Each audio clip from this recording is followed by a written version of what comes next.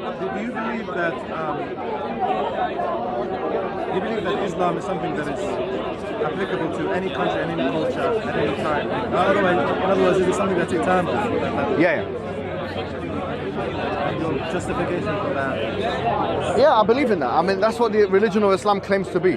But then that doesn't mean that it's rigid. It doesn't mean that it doesn't take into consideration the socio-economic or political factors. Because there is an inbuilt flexibility in the religion of Islam, such that you can have, like, you know, culture of, for example, if Japan became a Muslim country, yeah, like maybe Malaysia is a good example because it's the closest to it. Malaysia wasn't a Muslim country, Indonesia wasn't a Muslim country, then became. But if you compare Malaysia and Indonesia to Egypt, once again, you're going to find many things in the former that you didn't find in the latter, because they have a different kind of temperament, a collective temperament, they have a different culture, and so on. So I'm not saying that Islam is going to come in and engulf everything. It comes in, yes. So and just pick what fits. Pick no. Change it about a little bit and just apply. No, it comes in and gives principles of how to live one's life. Overriding principles. God is the Most High. These are the laws. You know, this is how you should be with your family. This is how you should be with your community. Okay, but then you as a culture, as a people, bring in your own flavor of that. So, you know, in Malaysia, it's not going to be the same as Nigeria. And your justification for that, do you believe like human beings are also, in that sense, you know, something that is, you can apply to them like the book of the Quran. The book of the Quran would be in your case. Yeah. That you can apply that to human nature, because also human nature is not something that is changing. It's something that you can explain from within, like the context of religion. So what did you say that again? Sorry. So I'm saying, you believe that human nature is not something that like changes over time either. It's something that is fixed. Human nature is another topic. So let me answer the question. I feel like Islam has 2 or 3 things that are important and have a cross section with the psychological literature. Yeah. First of all, the ideal fitrah, which is that everyone is born with the predisposition to believe in God. All right.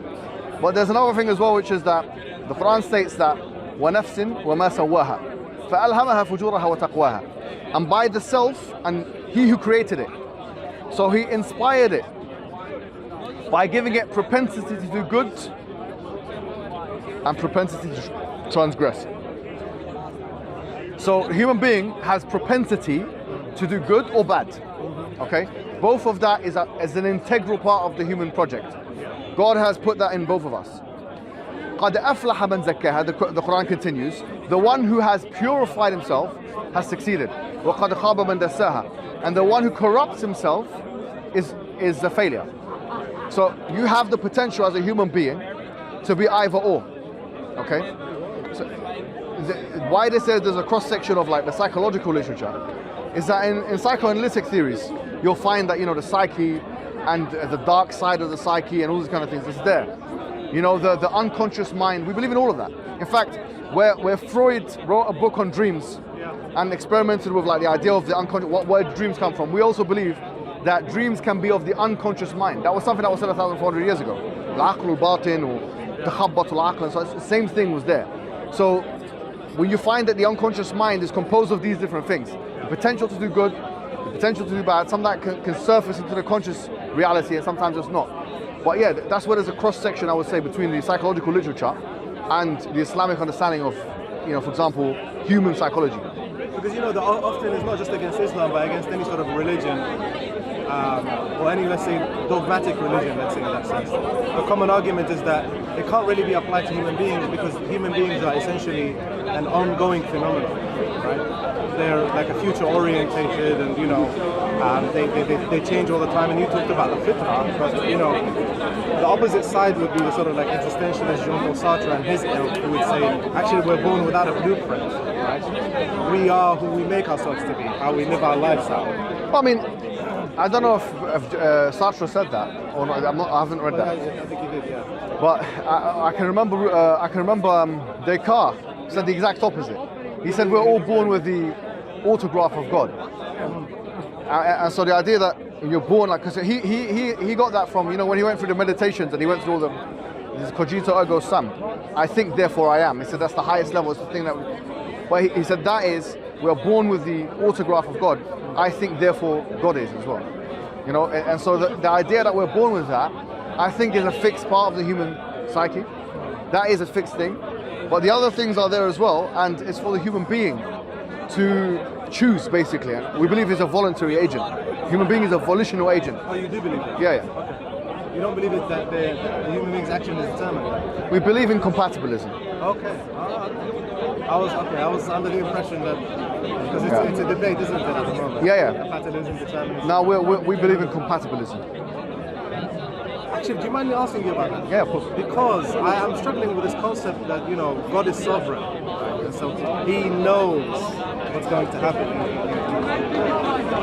in the future, right? So he has complete sovereignty over humankind. But at the same time, he's giving them free will. So it seems like from the outset that there's a contradiction here, because how can you really have free will if God has sort of written out exactly what you're going to do? And I've been studying this Catholic monk called Spanish monk in the Middle Ages, and something Molinism, yeah. And he William Lane Craig is doing something on that. Yeah, he had an interesting idea that he said God has The wood knowledge, middle knowledge, middle knowledge. Yeah. So, I mean, what would be a good way of explaining the Islamic argument for that? Because it's a struggle to think, well, I'm free, but actually God has written it out.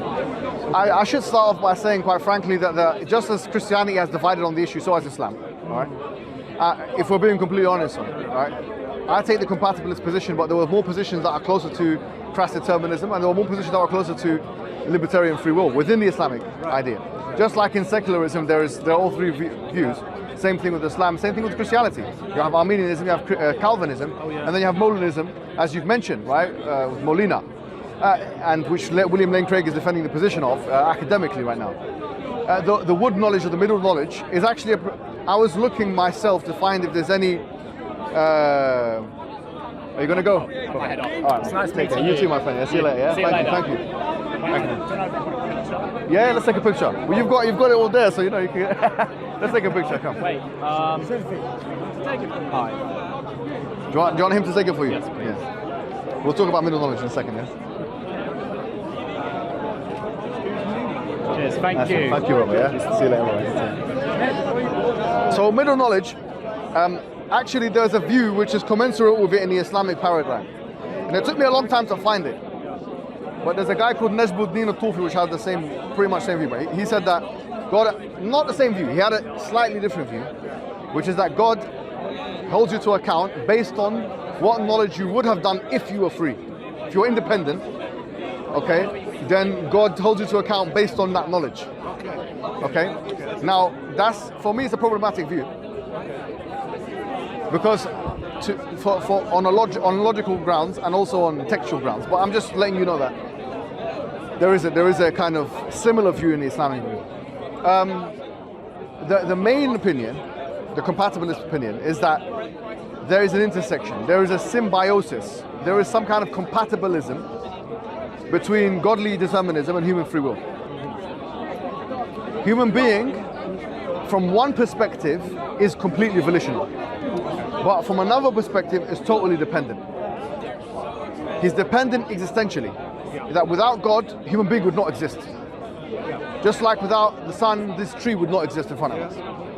But God has also allowed the human being to make decisions on his own behalf which don't interfere with his own sovereignty. How that takes place, the mechanisms of that, I don't know. And in fact, I believe they're unknowable. Because the Sunni position, the Sunni Islamic position is that anything relating to God's attributes is fundamentally, the howness, the mechanics of it are fundamentally unknowable. So if I would, yeah. Is that the same for the Sufi and the Shia as well? Sufis are, like, for example, when we say Sufis, it's not really a creedal school of thought. Right. It's referring to, like, you know, so most Sufis are Sunni, or at least they would claim to be, right? They would say I am Sunni. If you meet any Sufi, they would usually say I'm Sunni, I'm Deobandi, I'm whatever, yeah.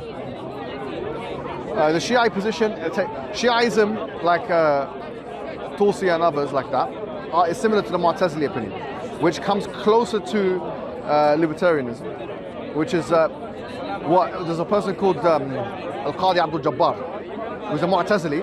He wrote a book, and in that book, he said that basically God creates what we do. God knows. He did it.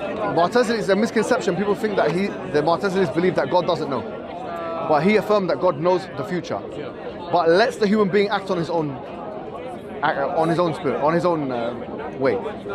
How that works out is problematic. That's why the other Sunnis have said no. Actually, it will threaten the sovereignty of God. Oh, yes. That's the mainstream Ash'ari opinion, which is like represented by Al-Baqillani and Juwayni and these are Ghazali. Yeah. And it's also the opinion of Ibn Taymiyyah and Hanbalis. For example, Ibn Taymiyyah said it and Ibn Qayyim said that. So there's a range of opinions here. Fascinating stuff. Yeah. Very fascinating. A lot to think about. Thank you, my friend. But just to, there's a verse in the Quran which kind of, Quran says, فَلَمَّا زَاغُوا أَزَاغَ اللَّهُ قُلُوبَهُم. When they deviated, God deviated their hearts. So in other words, it's like this. God is all powerful, is sovereign.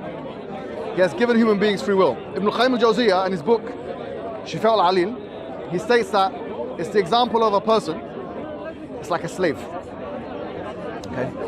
A slave has a slave owner, and he says to him, look, here's money, go and buy X, Y, Z. If you don't buy what I want, I'm going to punish you. And if you buy what I want, I'm going to reward you. So he gives him permission, idhan. It's in Arabic, idhan.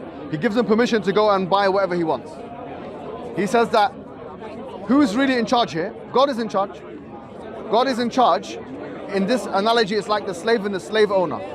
He says God is in charge, but he only gives human beings permission. And since that permission doesn't escape God's sovereignty, there's no contradiction here. So he's saying that, for example, that God gives human beings free will. But since that free will doesn't escape God's permission and or his sovereignty, therefore there's no contradiction between human free will and godly determinism. Well, it limits your options. How so? Well, I mean, because if God knows, then he set some kind of parameters by virtue of knowing. I mean, the thing is, I don't feel like knowledge itself is the problem here. I think if God knows that you are going to hell, and then you commit actions, his knowing doesn't mean that he's forced you to go to hell. Yeah, but you make any choice. It doesn't mean that he forced you to go to hell. No, but his knowledge doesn't change, right? It's not like he knows. Yeah, I agree. His mind. I understand, So but what I'm saying is that in that sense, you're just carrying out some kind of like biological deterministic behavior. No, but then if we're saying that there's human being has free will at the same time here, so God's knowledge doesn't inhibit the human free will. So the question would be, how does godly knowledge of the future inhibit human free will? Well, it limits your options. It means you can only have, instead of having, I don't know, infinite options, you have like 100 options. How? Well, just by virtue of setting some kind of parameter around the. I mean, if you know London, for example, you know the parameters of London. You know that this is going to be outside, this is going to be inside. You have only a few routes that you can, explore. So, I mean, I guess. No, but if the knowledge is based on the actions of the human being and the godly determinism working together. Right. So the knowledge is not despite human free will. Right. Okay. So it's not a negation. Yeah. Regardless. Okay. What becomes difficult is how could God will it? How could God create it? That's where the difficulty is. And so how can a human being be free at the same time God has willed everything? We're saying there's a mechanism at play which no one knows. Is it? The how question is unknowable. It's like asking the question, how does God see? Exactly. How does God hear? I don't know. You don't see any problem with that from the Islamic perspective, that you cannot know these kind of things. Because some common arguments that come from Christians towards Islam is that that there's some kind of, with all due respect, some kind of sort of anti-intellectualism when it comes to these things, whereby you just don't know, right? That's it. Don't even explore. No. I mean, the Christian polemics on this issue, intra-Christian discussion, Calvin versus Arminius and Molina and so on, is very similar to the right. Even let me put it this way for you: atheists are debating it. So you have atheists who are compatibilists, like Daniel Dennett, and then you have Sam Harris, who's a determinist.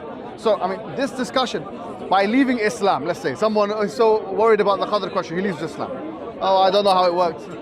Okay, what are you going to become? Christian? You're going to see the same discussion there. You're going to become atheist. You're going to see the same discussion there. He's going to see. So it's a difficulty with the human project. is something that human beings have found hard to understand.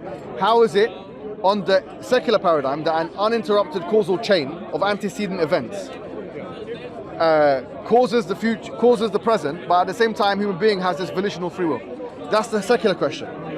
The religious question is, how is godly determinism and human free will commensurate with one another, or compatible with one another? And that it permeates through all three major world religions, Abrahamic religions, and all the other religions, in fact. So this question is difficult. In terms of the mechanisms of it, it's unknowable. And that's why if it wasn't unknowable, you wouldn't have, it's one of the biggest debates in philosophy, secular philosophy. It's one of the biggest debates in religion. If it wasn't that difficult in terms of mechanics, someone would have some kind of answer for it. But there are debates for that reason. From the Islamic perspective, you're not saying we shouldn't explore. You're just saying even if we explore, it's just extremely hard. I'm saying that there are some aspects of this discussion which are going to be fundamentally unknowable.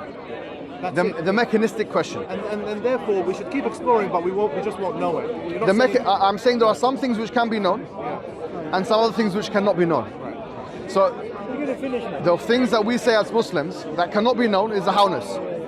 The mechanistic question, the kayf, how is it? How is godly determinism and human free will come together?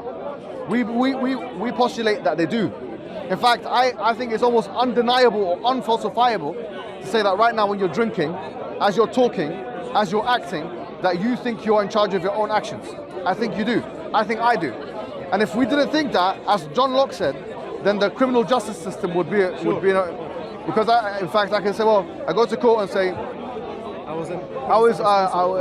was encumbered by an antecedent causal chain of uninterrupted events. No one has ever said that in a court. It's never been a defense, and for good reason. Because one of the presuppositions of justice, or justice being served in a law setting, legal setting, is that human beings are volitional, unless, of course, they are mental or insane or something like that. So that's why I'm saying it's fundamentally impossible to deny or falsify the fact that I am saying, first person subjective, I am in charge of my actions and speech right now. At the same time, it's almost impossible to also postulate, unless you want to deny causality, that there is an antecedent causal and uninterrupted chain of events. So you are in, even if we park the religious discourse to one side, you have this tension. And we're saying that that's why many compatibilists say there must be this point of compatibilism. The mechanisms of what I'm saying is unknowable. One last question. Yes, sir. Is it the will of God in Islam that all human beings, as much as possible, gain entry into heaven, go to heaven? Is that his will, or has he sort of, in a Calvinistic sense, more like predetermined people? The will of God from an Islamic perspective is divided into two. What some call al-irada al-kawniyah and al-irada al-shar'iyah. So the al-irada al-kawniyah is the cosmological will, and irada al-shar'iyah is the legalistic will. So if we're saying, is it the will of God? Then from a legalistic or Shara'i perspective, yes it is. But from a cosmological perspective, no it is not. So then how do we differentiate? We're saying that God has created volitional creatures, independent, not independent in the strictest sense of existential independence, but to make their own decision making. They have free will, yeah? God has made free willed creatures. He has given them guidelines, told them this is what we want you to do, this is a test of life. And a favorable outcome is for you to believe in God, which will satisfy your own egoistic self-inclination. From that perspective, yes, God wills that human beings follow the guidelines. And that's why in the Quran it says, مَا يَفْعَلَ اللَّهُ بِعَذَابِكُمْ إِن شَكَرْتُمْ وَآمَنْتُمْ. What would Allah do? This is a Quran verse in the Quran, Surah Nisa. What would Allah do with your punishment in shakartum wa amantum, if you're grateful and you're believers? Like what gain is there from a godly perspective from punishing you? There's no gain there. So from that perspective, yes. But from the perspective of what will be the will that is carried out, well, the will that is carried out will be the one that is in congruence with justice. It's like to say a judge. I know analogies are all problematic, and this is a problematic analogy. I'm telling you that from the beginning. but he wants to judge in favor of the defendant or somebody, he wants to judge. However, the case makes it the case that he must be prosecuted. For example, if you're a judge and your son was in front of you, court, yani, you would want him to be innocent. Of course. You would want him to be innocent. But in terms of you're willing him to be innocent, if you are a judge and you have to judge against him, then you will him to be guilty, if need be. Do you see the point? So the ambiguity, we have to disambiguate this word called will. Because the will can have more than one denotation or understanding. So if we're talking about from a cosmological perspective, then no. Then if we're not, then yes. Thank you so much, man. What was your name again, man? Mustafa. Oh, Mustafa. Good to meet you, man. Yeah. I am from Islamic background, but Are you from Turkey? No, from Iraq. Oh, okay. Inshallah, I come back to the dream. No, take care. About a lot of things. Inshallah. Think about it, man, yeah?